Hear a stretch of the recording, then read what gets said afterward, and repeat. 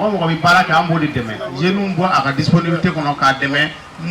État et mon confiance. Muhammadu Khairul Wara Manjana Mumbashira Shauki Lili Khairul Bashari Al-Asimi Lilia Tohari Al-Mustafa Minimundore. Aujourd'hui, nous remercions d'abord l'ensemble des jeunes qui nous ont accompagnés vraiment pour cette grande mobilisation. Aujourd'hui, notre rôle, ce que le ministre nous a appris, ça c'est Andioro.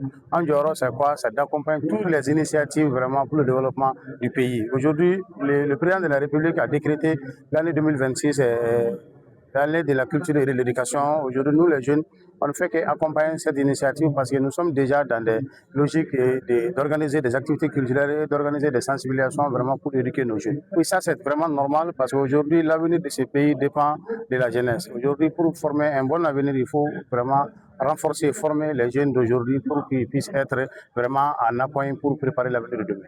Une très belle mobilisation et comme d'habitude, nous voyons que les jeunes, à chaque fois qu'il s'agit de parler de la nation, ils sont toujours prêts à se mettre devant, à discuter, à échanger.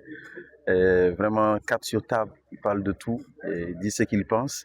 Et ça, c'est important, parce que c'est également une façon pour nous de savoir ce qu'ils pensent aujourd'hui de la situation, des réformes en cours, de ce que nous sommes en train de faire. Aujourd'hui, particulièrement, j'ai été vraiment séduit sur certains points. Vous savez qu'en 2026-2027 a été déclaré par le chef de l'État, le président de la transition, année de l'éducation et de la culture. Et voir que les jeunes ici ont des initiatives très intéressantes qu'ils proposent afin qu'on puisse animer cette année 2026, ces années 2026 et 2027 pour que ce soit en conformité avec ce que le chef de l'État a dit. Je trouve que c'est une excellente chose. Nous avons eu de très très belles initiatives ici, des propositions très intéressantes qui nous concernent nous, qui concernent également d'autres départements. Et je pense que nous allons faire le point pour les acheminer afin qu'on puisse se donner la main et voir comment on peut mettre ça en œuvre. Mais je vois qu'ici, ils sont très engagés à ce que cela puisse se mettre en place.